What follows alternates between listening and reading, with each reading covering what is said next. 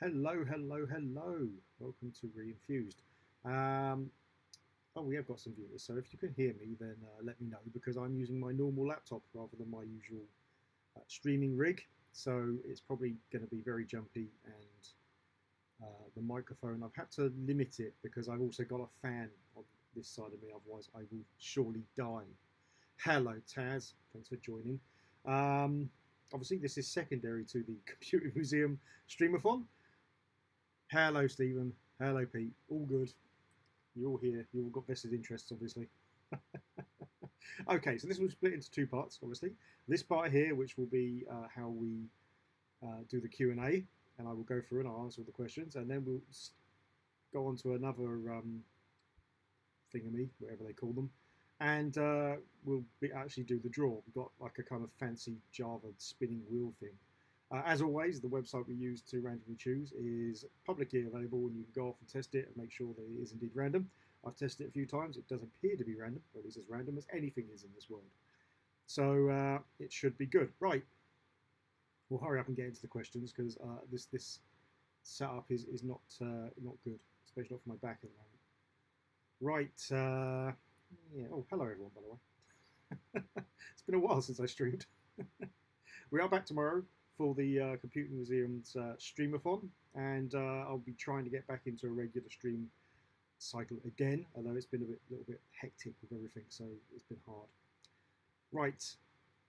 So, from Chris Anchors, seeing as you've got a GP2X, did you ever do any programming?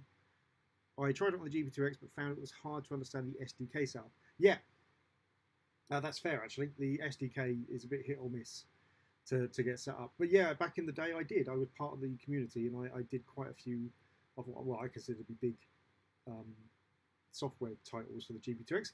I did the conversion of Aleph 1, which, if you don't know what that is, that's Bungie's open source version of Marathon. Marathon being the big games that led into Halo.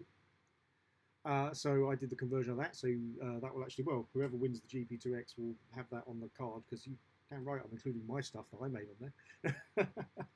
I made the first emulator for the Intellivision on there, and I still believe, having tried the official conversion, which the actual author of the Intellivision emulator that I based mine on made, I still think mine's better. I've got to say, I'm obviously biased. Joel, a couple of other games on there, and I did kind of a first try at porting Virtual Jaguar over. Obviously, that was never going to be a goer because of the relative power of the GP2X. But it kind of ran. It ran it like about 3 frames per second, but it ran software, so I call that a partial success at the very least. Right. Friend of the channel, Goldfish on Games. As your style and video production abilities have evolved and changed, is there a video you wish you could remake? Too many of them. Far too many of them. Quite a lot of the ones from the beginning. Probably right up until I got to my current format, which I really enjoy my current format. But I gotta say, if I had to choose one, it'd probably be the first one on my channel, which is one I made before really it became properly reinfused. It was just a thing I was experimenting with. And it was a round table of handhelds, and so there was me and a bunch of friends who were going to be reinfused at that point. So that's why reinfused is kind of always a we rather than an I, because there were going to be quite a few of us putting input into this. As it turns out, really, it's me, my friend Ralph occasionally, and my other half, Erica, who really do quite a lot of the content for this. But this was a lot of people playing with lots of different handhelds, mostly kids as well. So they were playing on handhelds that were really kind of Stone Age for them because they played on the latest ones. And that was, I think, a really interesting video in the content, but the production was terrible. So I wouldn't mind redoing that one. Maybe I will at some time. I am considering redoing some of my videos, so I may well get around to that. Wim Widdershins, what are your thoughts on modern 8 16-bit retrospect computer platforms, for example, the Mega 65? Yeah, so I guess you don't mean things like kind of the remake consoles using FPGAs. I'm not a huge fan of those. I understand a lot of people like them, things like the Spectrum Next and stuff. That's fine. I'm not having a go at them, but I don't really. I don't know. It kind of feels a little bit soulless to me when you do that kind of thing. But the ones that are kind of new machines made using old components, like the Mega 65, yeah, no, I'm all for those. It kind of really feels like the spirit of those days when lots of people were taking these off-the-shelf components and making these platforms, and there were lots of competition. And I really do like that. I do like it. Plus, there's all these Z80 home build machines that are popping up on YouTube and stuff. Absolutely brilliant. One of the people I follow on Twitter is doing one as well, and it's I love all that kind of stuff. It is great when people do that. So yeah, I'm all for those. Hello, Weeblebot. I'm not a fan of the. Oh no, that's actually my answer. I'm reading my answer back to you again. I have made notes, by the way, because otherwise I forget stuff. Because I'm old.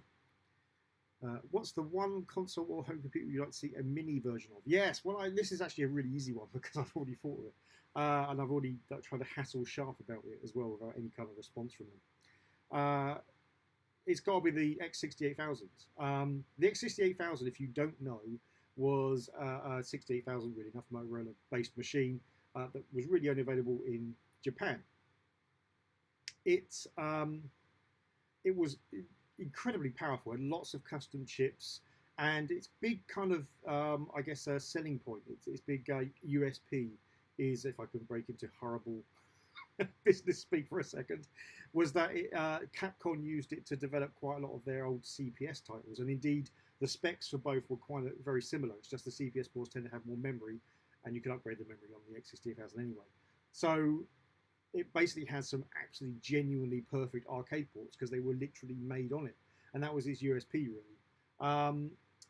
So a remade version of that, a mini version of that with some of those old titles in, if they could get the rights from Capcom, would be just astonishing. That has some genuine games, not just Capcom ones, but has some really, really good games and software as well. It was a full-blown computer with a Windows system and everything. So it was the Japanese equivalent of the Amiga, and it was much more powerful than the Amiga as well. Yeah, and because of the CPS stuff, it's as iconic as the Amiga. So I think it deserves its little mini version. Taz, another friend of the channel.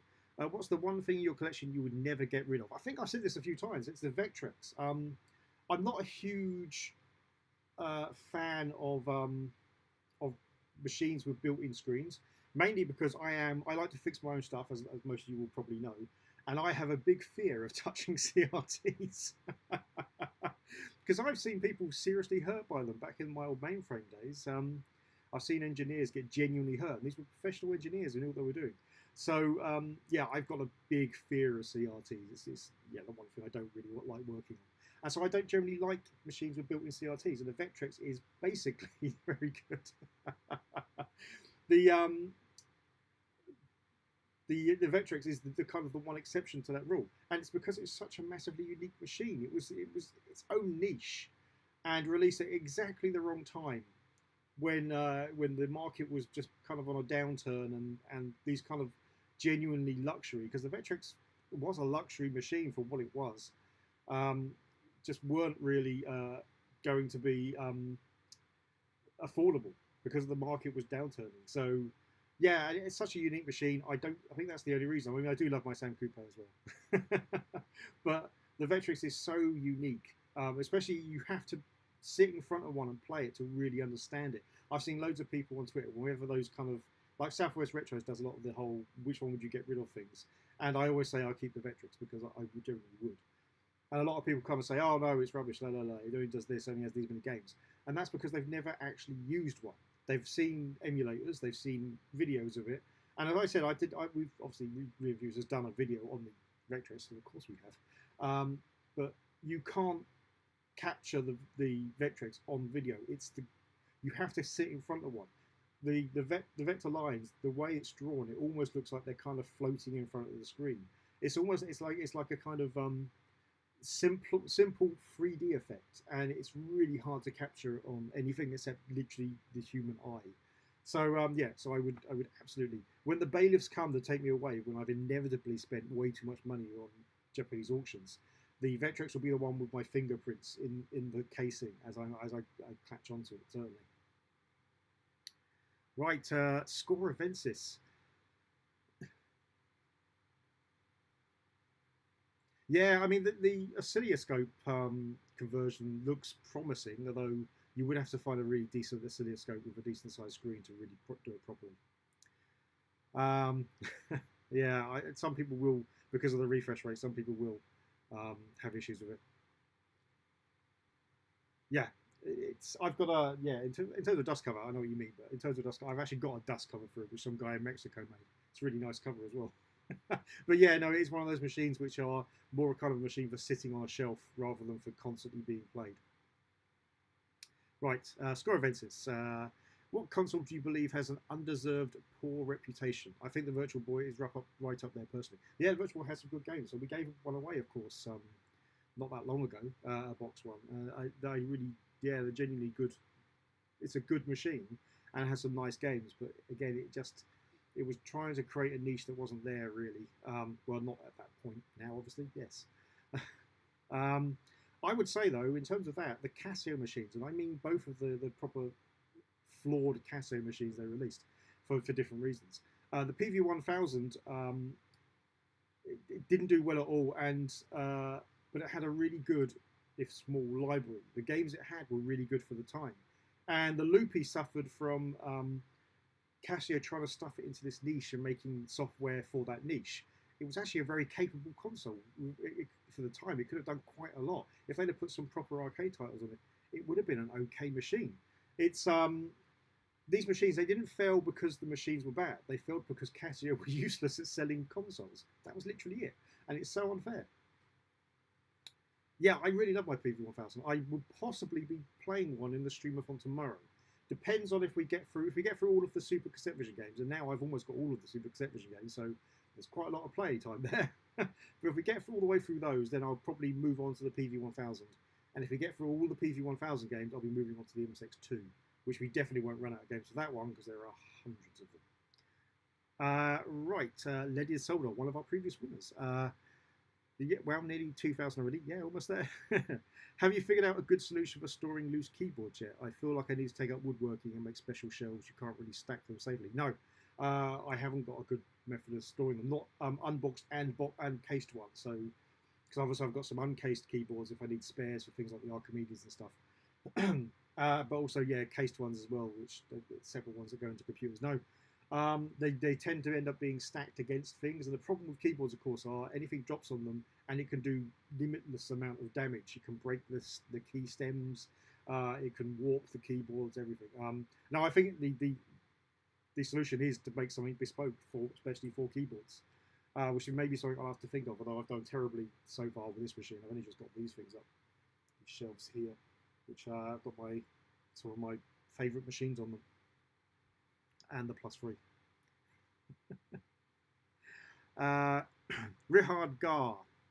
Which system do you use the most and what do you do with it? Right, so I'm going to assume you mean a computer because you say what do you do with it. And if it was a games console, obviously there's only one thing you do with that. But to be fair, the answer is exactly the same because I do mostly play games as it happens.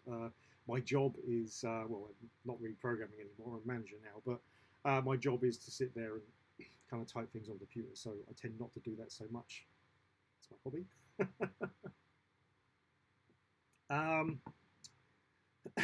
In terms of the retro computer you use the most, it's probably the Amstrad 6128.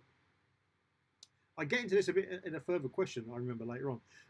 Yeah, the Amstrad machines were a bit of a revelation to me being a specky boy. So but I do mostly play games for it because there's some really nice games when you get into the bigger library rather than the ones that you kind of used to take the mickey out of as a Spectrum owners.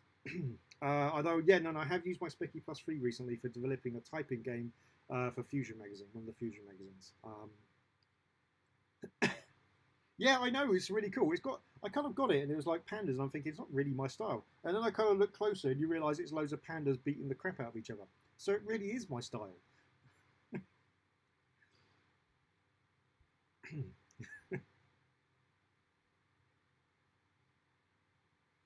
Right, Ponder. Ponder. I think you're in here twice in the room, and yeah, another friend of the channel. For PC, pre-PC, what computers consoles did you own in order? Personally, Grandstand SD070, VideoMaster Star Chess, VIC-20, C64, Amiga 500, Amiga 1200. Right. Was the VideoMaster Star Chess the one that moved it with magnets? I always wanted that as a kid. I tried to buy one at auction, but it went to a really hideous price, so I didn't win it. Well, I I'm pretty sure there's some grandstand machines in there somewhere. Absolutely, there must be, but I don't remember. But I'm sure there must be. I think everyone in England owned at least one of that age. Um, technically, my first computer was an Atari. I think I've told this story. I think I've told this story. The Atari 800 XL was technically my first computer. We got it. My family were really poor, and so computers weren't something we could generally afford. So they got it on tick from Rumbelows, but it arrived dead on arrival, wouldn't work. So it went back, and Rumbelows, for whatever reason, wouldn't give us another one, and we got the money back for what they'd already paid for it. And so one of my cousins got me a second-hand Sinclair Spectrum 48K. So that was my first working machine. Then I think it's probably a +3 after that, and then probably the Amiga. And I think then a Mega Drive. There's a Master System in there somewhere, but it wasn't mine. It was the family Master System, but it was in there somewhere around the Amiga time, presumably. And then it would have been PCs after that, 2860s and above. Actually, no, it's probably 8. It was probably 88 and then above. Anyway, PCs. Although I generally would have PC and a console up until recently. It's only been like the last 4 years that I haven't had a new console. Obviously, lots of old consoles, but no new consoles. Other than that, I've usually had every console when they came out. I mean, I had a fairly decent wage, and I was really into gaming, so I used to get every console that went out. So, but I went basically, so Saturn, after the Mega Drive, it was Saturn, staying with Sega, obviously, but I got rid of that quite quickly to get a PlayStation because I played Ridge Racer and fell in love with it. So I ended up swapping to a PlayStation. And then it was probably Dreamcast, and I got a PS2 at the same time, but I didn't like the PS2. And I also got an N64, but it was kind of one generation out when I got it. And then eventually I got a GameCube and a few machines after that, but then I basically stopped with consoles other than, again, old ones, which I buy far too many of. Right, Bitter Blitter. Great name, by the way. Hold on, my machine is frozen. Am I still live?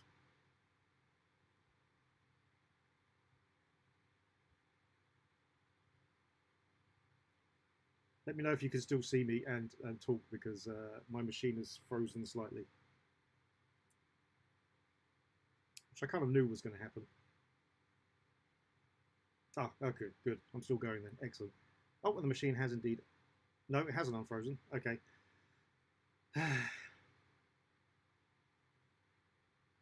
There's something on my MacBook which is killing everything. I think it's probably Streamlabs, because I don't normally use Streamlabs on my MacBook. I use it on my main streaming PC, but on my MacBook I normally use just OBS because it's slightly lightweight comparatively. Oh, well. Okay, I can read the next two anyway. That's not a problem.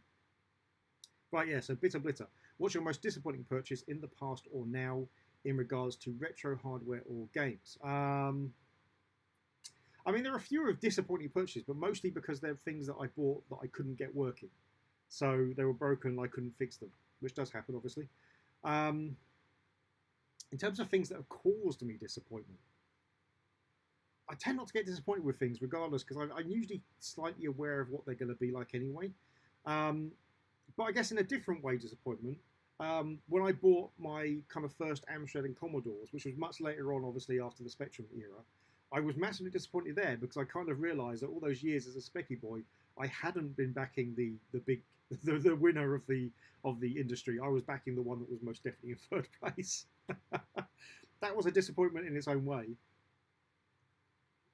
But I mean, yeah, I think that's kind of it in terms of disappointments. I think there's a similar question later on, actually, which is I'll probably give a slightly different answer to, I imagine.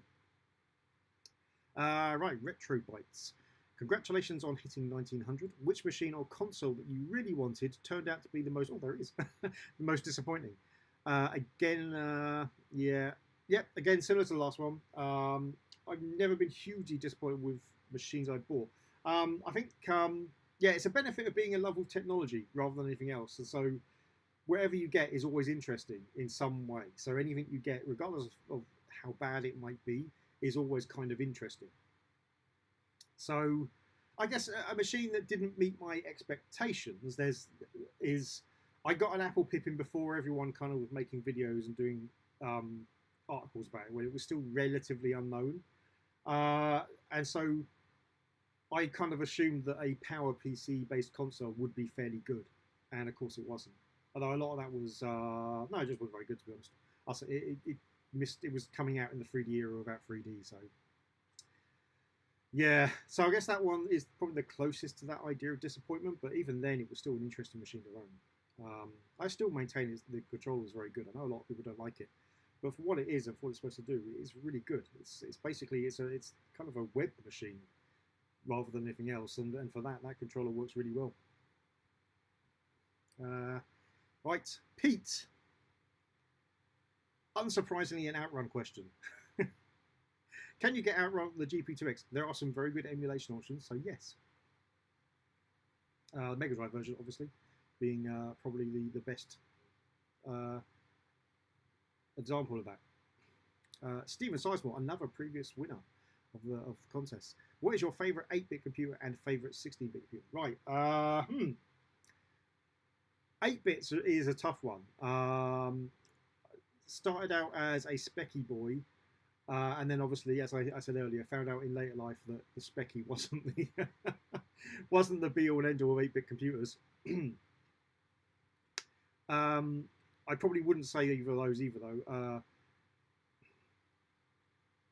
I think it would either be the Tatum Einstein, which is, by the way, I've said it many times, is a genuinely great 8-bit computer that if you can find one and buy one, I would absolutely say do so. It is such a fascinating machine, not just for its history, where a lot of programmers used it to make games for other 8-bit machines, not just Z80 ones either, which is what it's based on, but for 6502 machines as well, with kind of cross compilers, because it was designed to be that kind of be-all machine.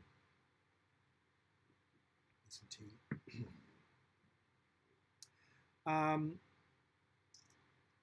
So it would either be that or possibly the MSX2, which I'm largely growing to love a lot now. Playing a lot of the Japanese games, and some of them are incredibly good for an 8-bit machine. Just really, really good. Oh yeah, no, I'm not putting the Spectrum down. The Spectrum, I would never have been able to afford any of the other machines when I was a kid. The Spectrum is basically responsible for me being an engineer now. Maybe I would have been an engineer, found out later on, but certainly from that era, that's where I started programming. My first commercial bit of software, a bit of software I sold to someone else, was written on a Spectrum. So yeah, the Spectrum absolutely made me what I am. But in terms of if you take away the emotion and you put them against each other, that's yeah, you kind of you can kind of realize it really wasn't the best. 16-bit, that's probably a lot easier. It would be really easy for me to say the X68000 because it is an incredible machine, but it's not really one of those everyday machines. In terms of everyday machine, I'm afraid it would be boring and say the Amiga A500. I've got a ton of nostalgia for it. I remember the days of going down to, we had a shop called Just Tapes, which used to get all the demo discs and stuff, and other discs, obviously, and just going down there with floppy disks and getting paying £1 to get copies of stuff and things like that, and just having all night sessions playing things like Lotus Esprit and stuff like that. So I've got masses of nostalgia for the A500. I've got one here as well. I've just rebuilt. And I'm going to put it into a nicer case. Maybe if I ever manage to get a Checkmate case, I might do that. I don't know. Or just try and find a nicer A500 case. Yeah. So, yeah, no, I think the Spectrum. I mean, I've done a documentary. If you don't watch my YouTube channel, we've done a documentary on which we did for the European Software Federation, which was basically the story of the kind of the British computer industry and how it basically made today's big publishing company. So the kind of the current massive games industry that there is now basically started in England on the Sinclair Spectrum. That's where most of that talent and most of those people come from. So yeah, no, and the Spectrum was obviously an intensely massive part of that. Absolutely. I mean, look at all those manufacturers, the kind of the European manufacturers that made lots of really big titles for things like the NES and stuff. They generally started on the Spectrum. or the Amstrad sometimes, but mostly the Spectrum. So yeah, no, absolutely. The Spectrum kickstarted so many careers. That's it. Okay, we've done all the questions. Hopefully, I answered your questions okay, and you're happy with the answers. I won't know for a lot of you because you're not here. So I'll just assume I did. Right, so now we're going to go to the live draw. Let's see if this works. Hopefully when I switch to this screen, this is still going to update. I've never tried this before on this software, so I'm hoping so. If I move this, is that okay still? That seems to be okay still. Okay, all right, I think we're going to be all right. Yeah, that's good. Right, so yeah, so this is the Wheel of Fortune. Actually, that is moving a lot. Hopefully that's not moving too much and you can still see it. So you'll see I've got all of the names. Uh-oh, uh-oh, things are going very wrong. Things are going very wrong. No, we're okay, we're okay. So you'll see all the names there on the right. You might see that some names are doubled up. Oh, do apologise. I've got quite a lot of pain in my back at the moment. So yeah. Uh, so the odd twinge pops up. Some names will appear twice because anyone who is a patron of the channel gets an automatic entry, and then if they ask a question, they get another entry for that as well. Some people got different names, but they're the same person. So what we will do is we will push this spin button, and we will get the first winner. That is the person who will get to choose between. Hopefully the camera is still working. The WonderSwan color with 2 games, or the GP2X. So they will get to choose which one they take with them, or I send to them rather than they take with them, obviously. Then I will do a second draw, and the second person will get basically whatever the other person didn't take. So yeah, whichever one was left. I think you can work out how that works. Right. So actually, you know what? That was a twinge.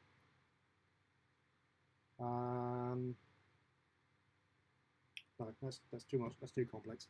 I am just going to hit the spin button. Right. As you can see, you can probably see the URL is pickerwheel.com. So you can just go and try this out yourself. It is as random as it can be. I have tried and tested it, and it seems to be random. Obviously, the adverts are not mine. They are their adverts. I am no spawn because I am tiny. So here comes the first one. This is the first person. Fancy, eh?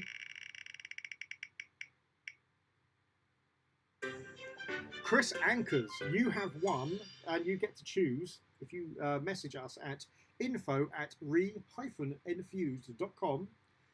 You get to choose between these two, and do that within 2 weeks. After 2 weeks, we will recycle the prize into the next competition. Obviously, if the second person gets in touch with us, they will get to choose which one doesn't get recycled.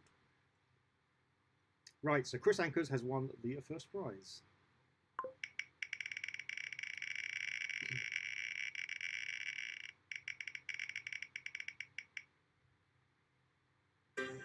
Okay, I'm sorry, Chris, you're not going to win 2 prizes. I'm going to do that again. Oh, I should have hide choice, shouldn't I? Oh, I'm supposed to turn them off. Okay, that's what I'm supposed to do. Wait there. Right, there we go. Now we spin. There we go.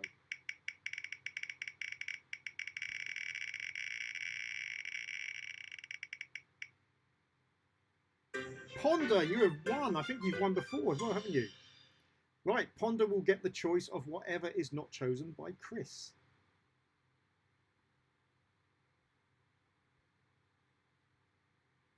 Yeah, I can't afford a glamorous assistant.